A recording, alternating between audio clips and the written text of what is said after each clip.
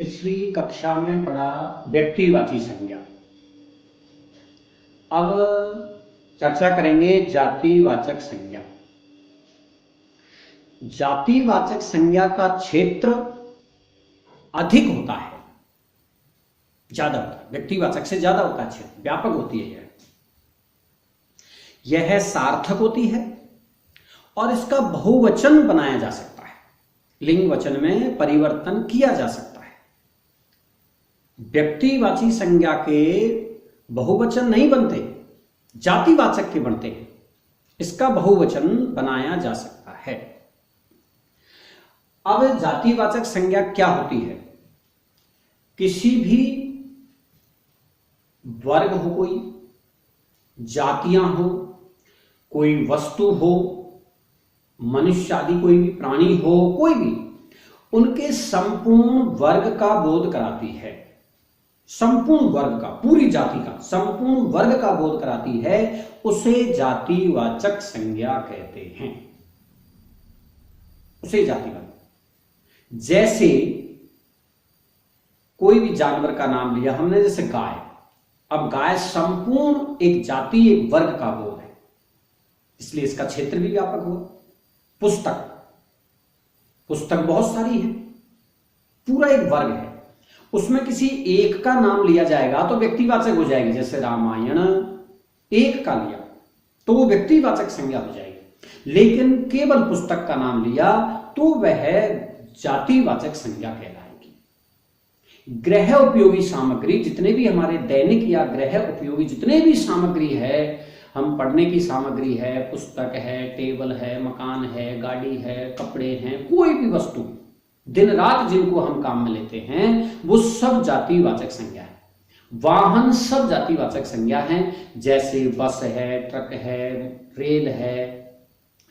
प्राकृतिक जो क्रियाएं हैं, आपदाएं हैं, वो सब जातिवाचक संज्ञाएं। आंधी, तूफान, मेघे, बारिश, ओलावृष्टि, अनावृष्टि, कोई भी, ये सब जातिवाचक संज्ञा कहलाती है। उसमें कोई विशेष हो जाएगा, जैसे 84 की बाढ़, तो वो व्यक्तिवाचक हो जाए, क्योंकि वो प्रसिद्ध घटना है। जितने भी प्रकृति के सामान्य नाम है, जैसे नदी, पर्वत, ये सब जातिवाचक। लेकिन किसी एक का नाम लोगे, सूर्य, तो वो एक है, वो एक है। तारे बहुत हैं तो वो जातिवाचक है। तारे में किसी एक का नाम लोगे कि ये ध्रुव तारा है, तो वो व्यक्तिवाचक संज्ञा होगी। शरीर के जितने भी अंग हैं, शरीर के अंग, नाक, कान, मुंह, हाथ, शरीर के अंग सभी जातिवाचक होते हैं। उसमें कोई विशेष नाम लिया जाएगा, जैसे जॉर्ज पंचम की नाक, तो वो व्यक्तिवाचक संज्ञा हो जाती है।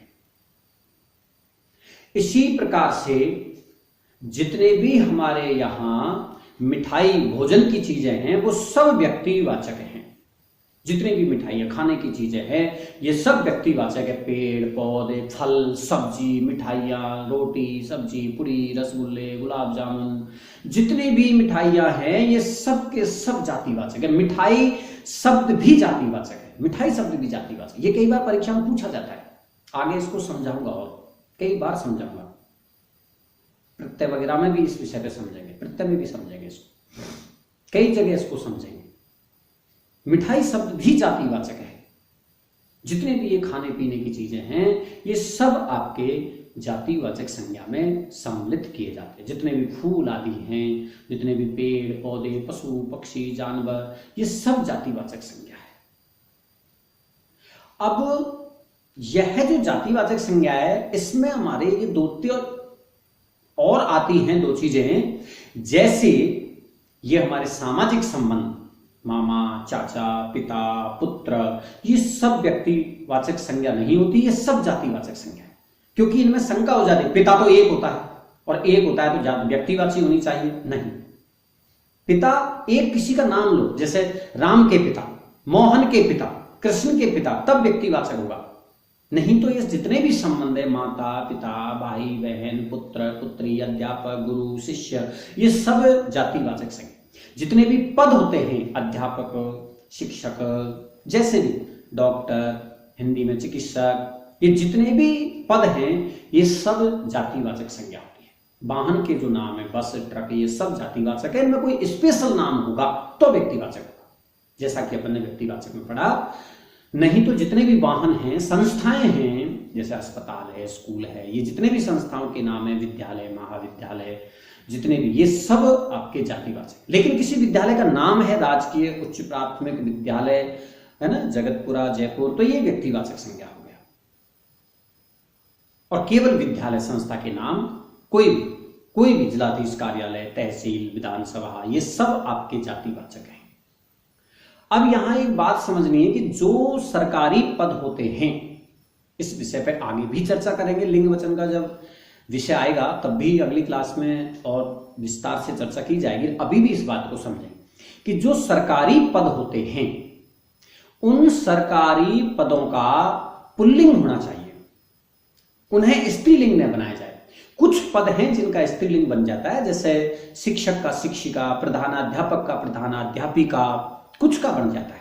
लेकिन ऐसा नहीं कि विशेषकर अंग्रेजी नामों को भी हम स्त्रीलिंग में बदल दें, जैसे डॉक्टर ने, कलेक्टर ने, इंस्पेक्टर ने, ऐसा नहीं करें, ये गलत है। ये कई बार प्रश्न आता है और जल्दबाजी में ये हमसे जो है गलत हो जाता है। आगे भी ये पढ़ाया जाएगा और विस्तार से पढ़ाया जाएगा। तो ये जो पद होते हैं ये प्राय पुल्लिंग होते हैं। कुछ पद हैं अपवाद हैं, जैसे बाबू का बबुआयन, तो ये स्त्रीलिंग में बदल जाते हैं। कुछ हैं शिक्षक का शिक्षिका, अध्यापिका, प्रधानाध्यापिका, प्राचार्य का प्राचार्या, कुछ शब्द हैं शिक्षा के क्षेत्र में है, कुछ शब्द हैं जिनका बदल जाता है। लेकिन बाकी जितने भी शब्द है, जैसे मुख्यमंत्री है तो मुख्यमंत्राणी नहीं होता, गलत है। ऐसे प्रश्न आ जाते हैं। हम प्रवाहशीलता में भावुक होकर के जल्दबाजी में ऐसे शब्दों का लिंग बदल करके और उन्हें जानबूझ के गलत कर देते हैं। तो याद रखें, पद हमेशा पुल्लिंग में रहेंगे।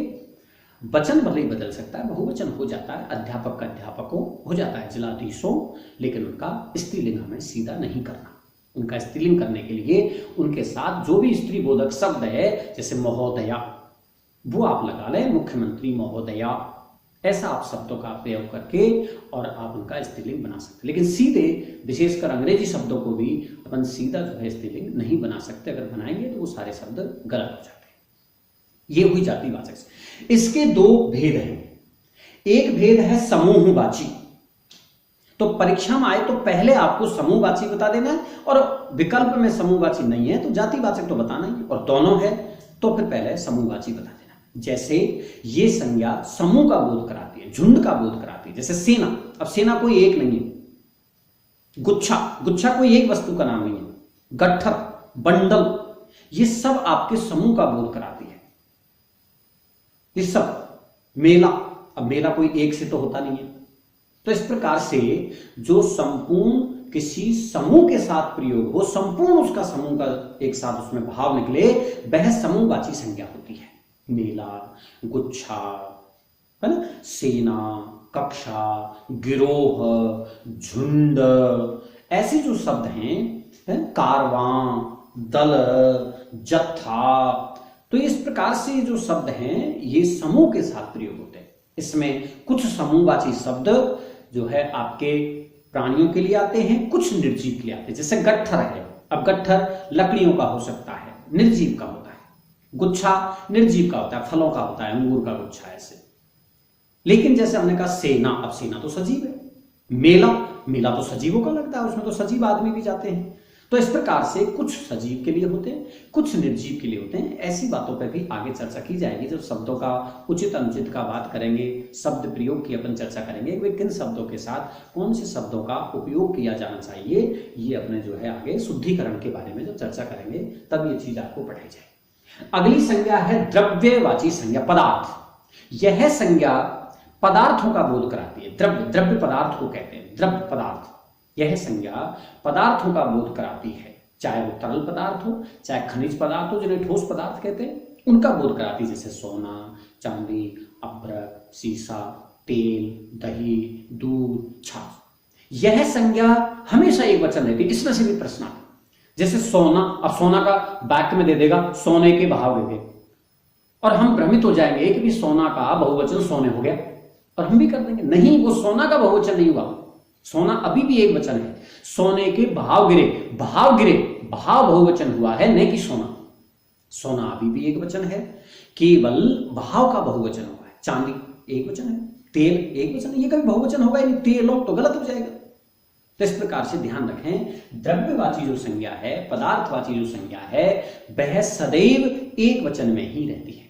इसमें कुछ शब्द हैं जिनका बहुवचन हो जाता है, जैसे पत्थर है, पत्थर भी ठोस पदार्थ है, पत्थरों, ऐसा हो जाता है, कुछ हो जाता है, जैसे मिट्टी का मिट्टियों, लकड़ियों, ऐसे 2-3 शब्द हैं जिनका बहुवचन बनाया जा सकता है। बाकी अधिकांश जो द्रव्यवाची संज्ञा हैं, जिसमें तरल पदार्थ आते हैं, जिसमें ठोस पदार्थ आते हैं, खनिज पदार्थ आते हैं, वो सब आपके एक वचन में ही रहती है, उनका कभी भी बहुवचन नहीं होता है।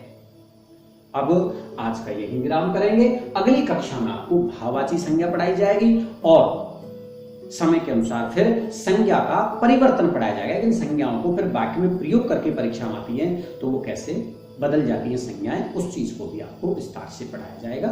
ये अगली कक्षा में आपको समझाया जाएगा।